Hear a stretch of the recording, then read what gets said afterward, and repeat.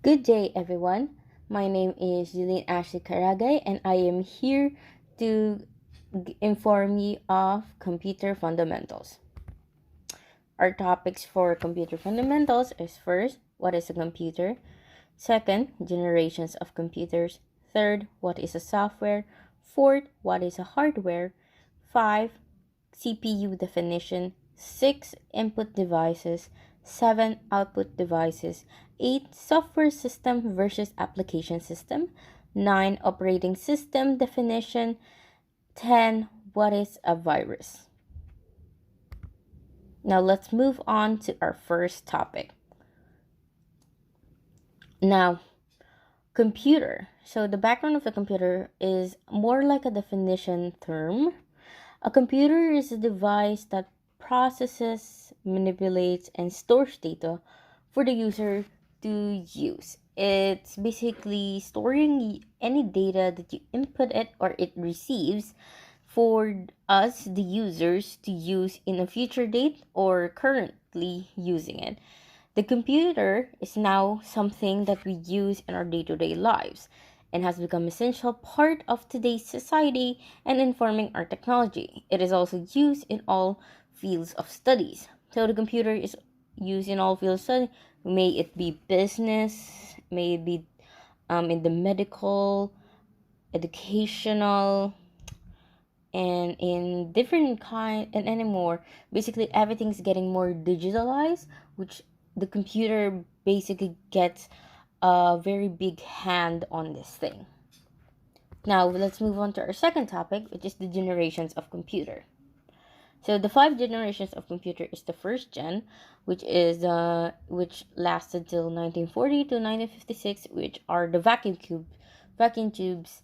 The second gen is from 1956 to 1963, which are the transistors. Third generation is 1964 to 1971, integrated circuits. And fourth generation is 1971 to up to present, which is the microprocessors. And the fifth gen, which is present to beyond, is the AI, or as we know it, as the artificial intelligence. So we'll be more focusing on the fourth gen, which is where we currently are, which is or what we currently are using, which are the microprocessors. Now, the microprocessors, these are what are inside system unit, our laptops.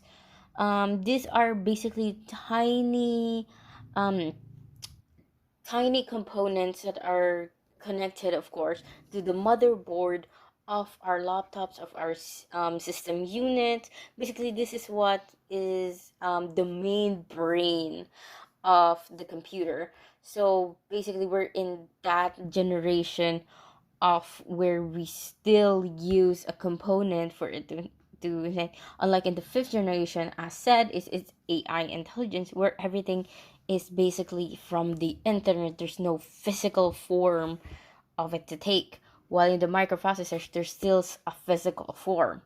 Now let's move to the third and fourth topic, which compose of the software and hardware. Now let's first define the third topic, which is what is a software. Now a software is a data or information within the computer. Now basically a software is basically something that is either already that is something that is inside of the computer. Um, something either inputted, it's something within the computer like input, or like it's data, something that is like similar to data. An example of these softwares are operating systems, applications, and many more. So as said before, in the definition, it is data or information within the computer. As an operating system, it is inbuilt in the computer. Application, something we built inside the computer. Now let's move on to our fourth topic, which is hardware. So what is a hardware? Hardware is the outside component of a computer. So as the word suggests, it is something hard or something physical, something that we can touch. And an example of this are keyboards, CPUs, mouse, and many more. So basically, it is something that we can, of course, touch. For keyboards, we can use it to type something into the computer. For a mouse, it's something to, you move the cursor around. Now, let's move on to our fifth topic, which is the CPU definition, the or the proper term for it is the central processing unit. Now, it is otherwise known as the CPU. Its main purpose is to process information it is given to. It is the primary component of the computer, making it the main control center. So basically, the CPU is basically the brain, or I get, yeah, the brain of the computer. It's where all the thinking, all the processing, all the movements that you want to do within the computer, it goes first to the CPU before it gets shown to the monitor. Now let's move on to our sixth and seventh topic, which are the input and output devices.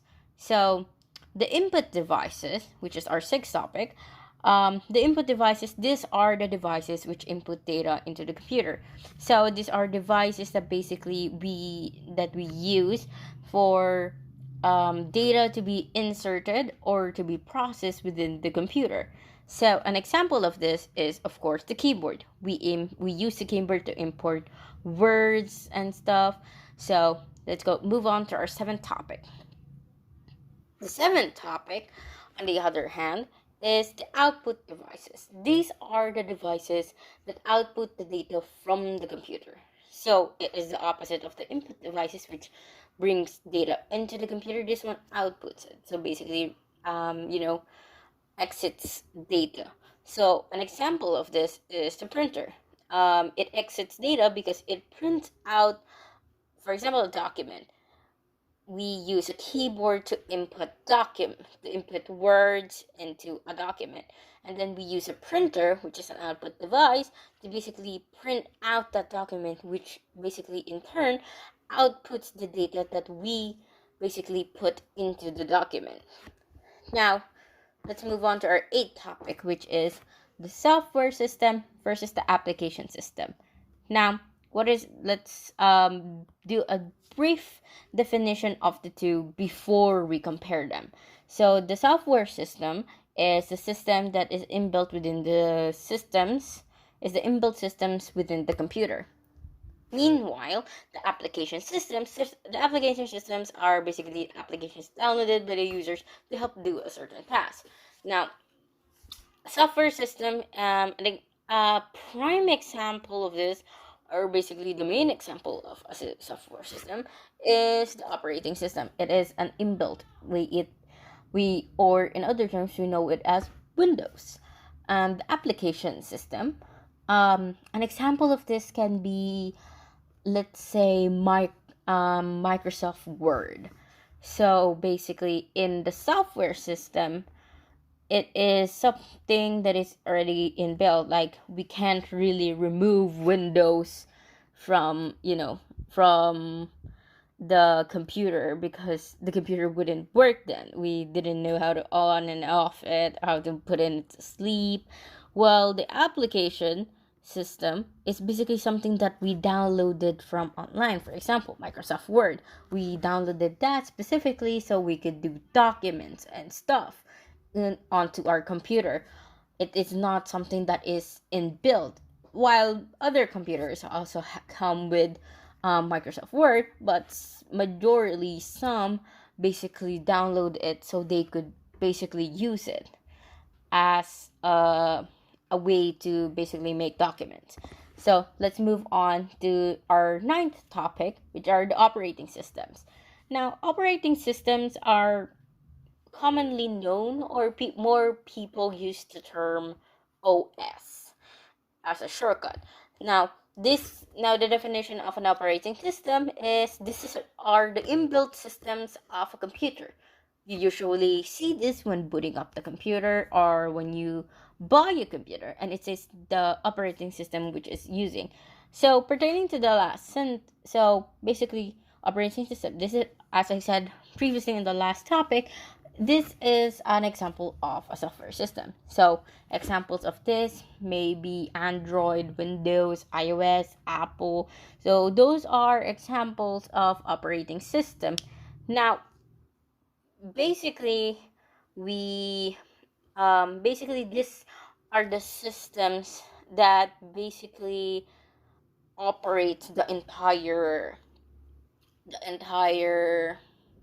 computer. This what helps us monitor, process, basically helps our monitor like work more smoothly using these systems. Now, for our last topic, this is about virus.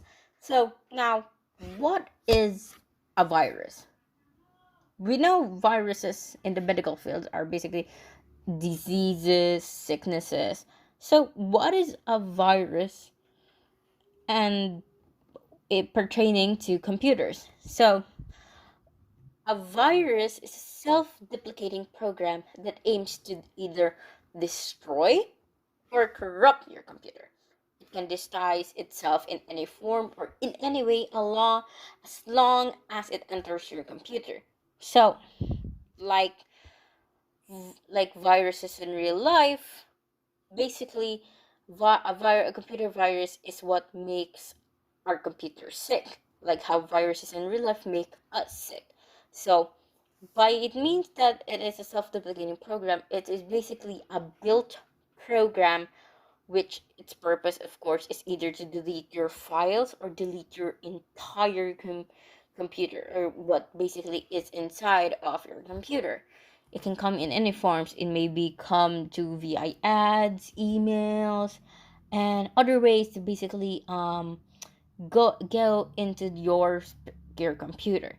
Now, those are the 10 topics that I have informed you in the computer fundamentals, and I hope you've learned something. Goodbye and thank you for listening.